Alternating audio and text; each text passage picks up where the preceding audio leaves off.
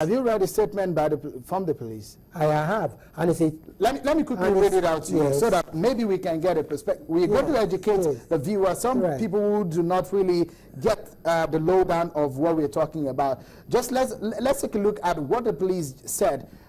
This is a statement from Mr. Emmanuel Ojukwu, the police force PRO, and he says that, however, in the course of this lawful exercise, the Speaker of the House of Representatives, Honorable Aminu Tambu, arrived the venue with a motley crowd who broke the cordon, assaulted the police and evaded due process, and the police had the duty to restore order and normalcy using lawful means. But before then, the statement released said that the police deployed its personnel to the premises of the National Assembly following an intelligence report of a likely invasion of the House of Representatives by hoodlums and thugs to prevent a breakdown of law and order. Sure. They got an intelligence report, and that's what they acted. Sure, we've just seen the clip by your own television station.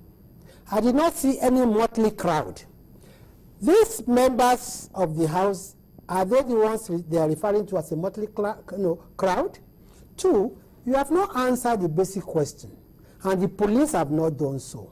Why wasn't the Speaker allowed access into the chambers while the Deputy Speaker was allowed? Let me just ask you a quick one here.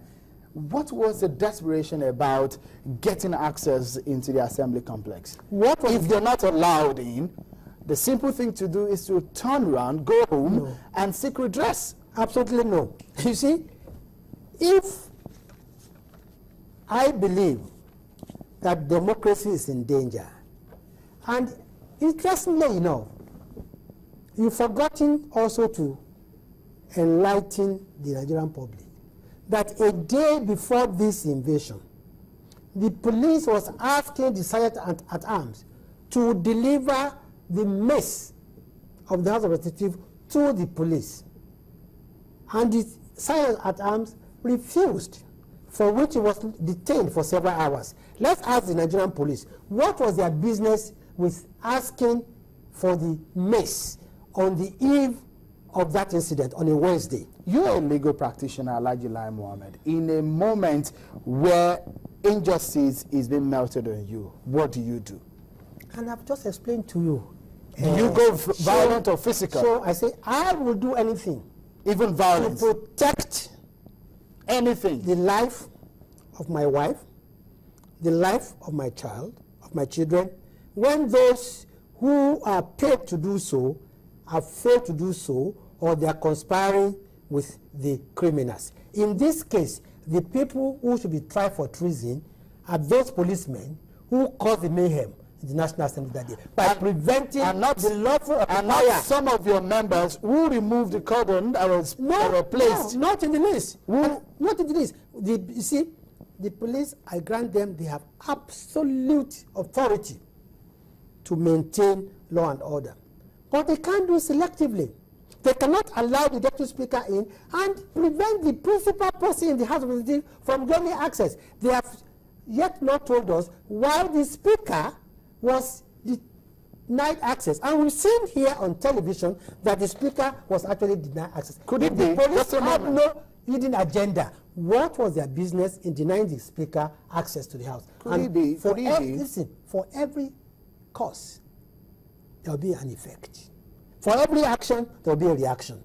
And I congratulate the members of National Assembly who took their destiny in their hands and prevented chaos. Because if they had gone ahead that day to unlawfully remove the Speaker, there would only be two consequences. Either they say go to court while they continue with the legality, or there will be total breakdown of law and order all over the country. What gives you the confidence? You're speaking with a lot of confidence of the kind of information that you have. You're so sure that there was going to be an impeachment process in the House of Reps on that day. How did you know this? Simple. I said on the eve of that incident, the police asked the Sergeant at Arms to deliver the mess. He refused. You said so, but is that enough reason to show that there's going to be an What is the business of the police asking for the mails to be delivered to them. But isn't it Is just that part of keeping an order? Isn't it just civil to allow an investigative process till the end before you break into it with violence?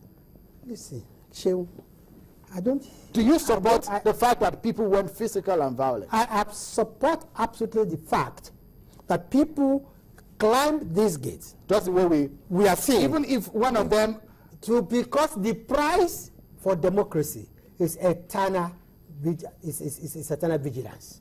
They were vigilant.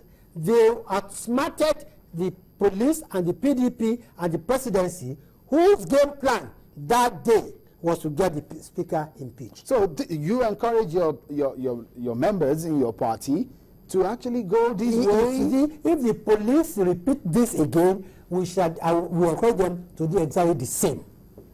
Because it is, you can see that it is because the people in Ekiti refused to do this that 7 people impeached, 19 people. Isn't it just civil if you have this kind of situation? I mean, if you do not go violent and physical and you have it sorted out in the court of law. It can't be civil or polite when you are dealing with irresponsible people. What do you mean irresponsible? Absolutely. Any police that can go and prevent the Speaker of the House of Representatives from getting to his chambers, not to go and play, but preside over the request of Mr. President on the issue of state of emergency, extension or not, is not a patriotic person. And what these members did, in the circumstances, I must say, is the best that could happen. Otherwise, would have been left today, allowing PDP to achieve through the back door what they are unable to achieve through the front door, which is impeachable. I mean, I know Alhaji Mohammed won't forget what has happened in the history of this country, in the Second Republic, and in some of the chaos that we've seen in our democratic process before this time. Not at all. And you will say that people should go violent in this way. Isn't it dangerous? No, I'm saying that the police had no business whatsoever in provoking and promoting violence. The police provoked and promoted violence on first day. And this is the best way, you think, to check the police if they are not, if they are wrong. And I've told you that if the police do it again, the members will do precisely the same thing. But why don't you ask the police? All the tissue of lies. All right, we've heard from the police, and we read some part of that. But just a moment, Alhaji Mohammed,